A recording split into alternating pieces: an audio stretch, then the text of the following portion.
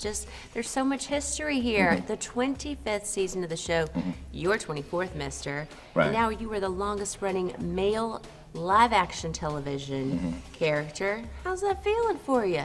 It's kind of cool. I mean, we got that honor, I think, when we broke the record, when the show broke the record. So I think that was like the 21st season. So it's cool. You know, I mean, everybody knows I was only supposed to be on the show for 4 episodes. I know, and look at you now. Yeah. We can't get rid of you. But and that's a good thing. It's my 5th show with Dick Wolf. Started on a New York Undercover. Okay. I did a show he had called Swift Justice. I played a bad guy. I was on Law and Order Exiled, the movie, and then I had a show called Players. So when I got a chance to be on this show, they said, well, come and see if it fits, and obviously it did. Obviously did. And what is it about you and Dick Wolf that works so well together? Dick Wolf's gangster. And gangsters basically live by the code of just do what you say you will do. Nothing more. So everything I say that I'll do, I do. And he does the same. He's never lied to me. So we have a kind of an understanding.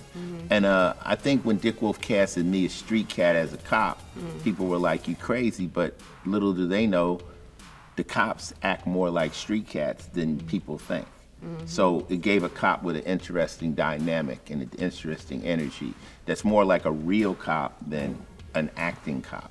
Well, you're such a good fit for this show. Yeah. The relationship with you and Dick, incredible. Yeah. Obviously, on screen, though, the relationship fans get to see more frequently.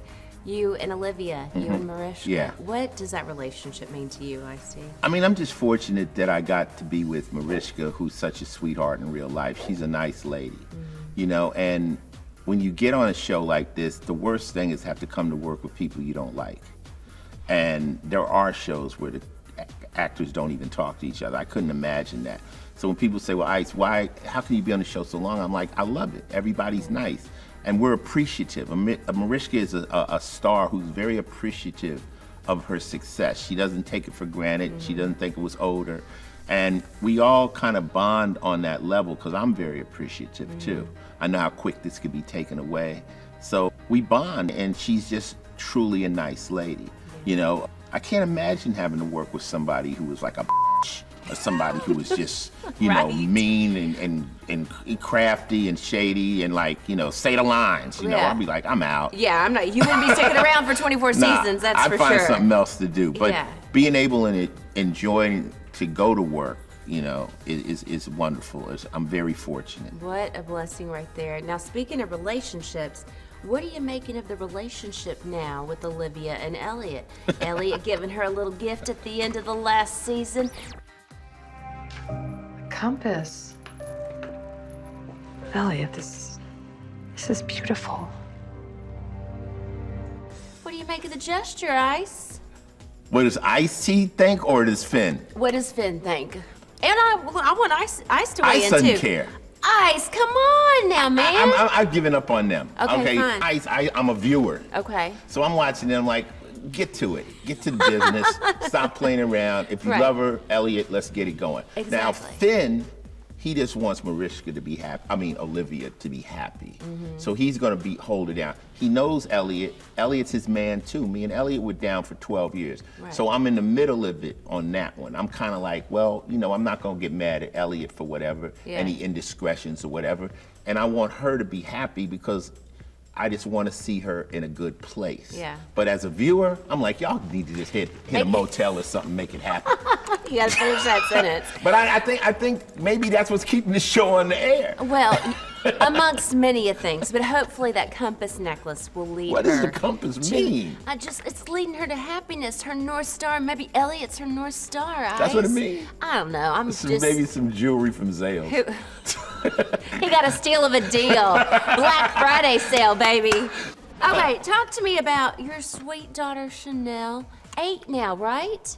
Chanel's 8. I can't believe that. And she's got her own gram account. So she's Well, no, she had an Instagram and Twitter from the day she was born. I know, but how did you and Coco come up with that idea? Why did you want to do that? I knew I was going to be the parent that was going to post hundreds of pictures of my kid. Okay. That's just how I knew it was going to go down. So rather than it being on your grid, and your make feed, somebody say something out the way. Okay. Right? Say something like, why you post so many kid pictures? She got her own. Now, if you want to follow her and watch her, and you know, the thing of it is, Coco is actually Chanel on that page. Yeah. Chanel don't know how to tweet or text. I was. If not, she's a savant over there, knowing how to work the, you know, the gram and the this and the that. Well, she does know how to work an iPad. She can make that thing turn flips, playing Roblox and all that stuff. I have no idea what that is, Roblox, but I know what an iPad Roblox is like The Sims for kids with blockhead characters. Okay. It's Look at like, you, Ice. You're in the know. You got it. Papa's got to be in the know. You better.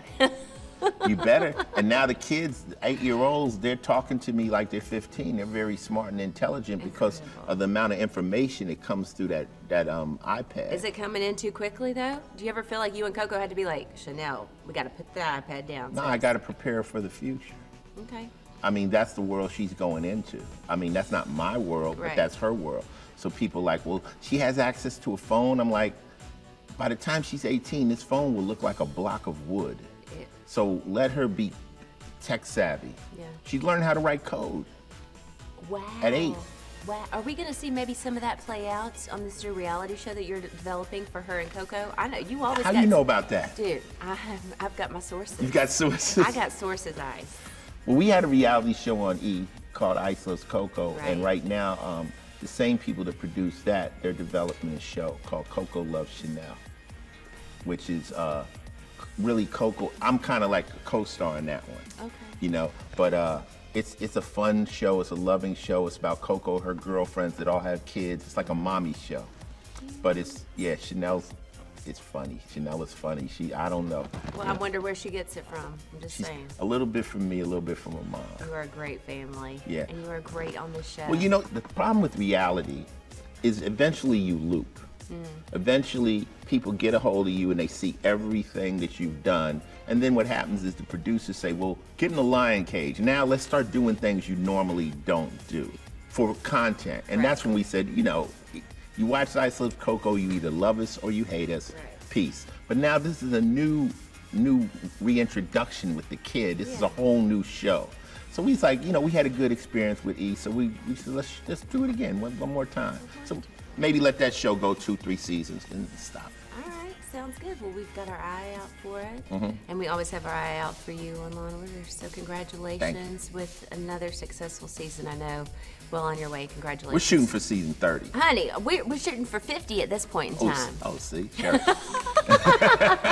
Thank you, Ice.